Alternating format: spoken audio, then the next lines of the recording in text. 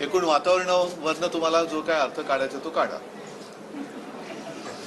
कारण अजून निवडणूक जाहीर झालेली नाही, त्याच्यामुळे मी एका व्यक्तीचं नाव जाहीर करणं असं बरोबर नाही. पण जे आजचं वातावरण आहे आणि जे काय आम्ही बोललो आहोत त्याच्यावरनं जो अर्थ आहे तो स्पष्ट आहे. अयोध्येमध्ये रामाच्या मंदिराचं लोकार्पण होणार आहे 22 जानेवारीला. तुम्हाला निमंत्रण दिलेलं आहे का? माझ्याकडे निमंत्रण अजून आलेलं नाही, पण एक सांगतो तुम्हाला, अयोध्येमध्ये राम मंदिर होणं ही आनंदाचीच गोष्ट आहे आणि त्याच्यासाठी शिवसेनेने सुद्धा खूप मोठा लढा संघर्ष हा केलेला आहे. स्वतः शिवसेना प्रमुखांचा सुद्धा मतदानाचा अधिकार त्यावेळेला राम मंदिर आणि हिंदुत्वाचा प्रचार केला म्हणून हिसकावून घेण्यात आला होता. अनेक कारसेवकांनी रक्त सांडलेलं आहे, अनेकांनी तुरुंगवास भोगलेला आहे. त्याच्यामुळे कोणी का करत असलं तरी राम मंदिर तिकडे होतंय याचा मला नक्की आनंदच आहे.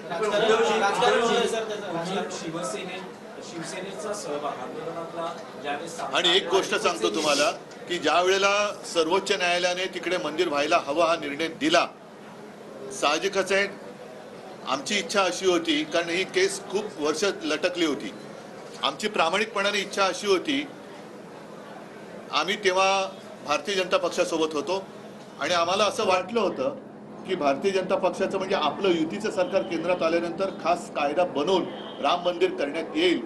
तसं नाही झालं. सर्वोच्च न्यायालयाने तो निर्णय दिला आणि तो निर्णय दिल्यानंतर इतर कोणी दिले असतील कदाचित आपला एक सहयोग, पण शिवसेनेने पक्षनिधीतनं त्या मंदिरासाठी आम्ही आमचं योगदान दिलं होतं. त्याच्यामुळे मी मुख्यमंत्री झाल्यानंतर सुद्धा राम मंदिरात जाऊन आलेलो आहे, राम मंदिरात म्हणजे रामलल्लाचं दर्शन घेऊन आलेलो आहे. आणि ज्या वेळेला हा प्रश्न थंड बसतात म्हणजे याचं पुढे काय हालचाल होते की नाही असे जेव्हा दिवस होते त्याही वेळेला मी अयोध्येत गेलेलो आहे.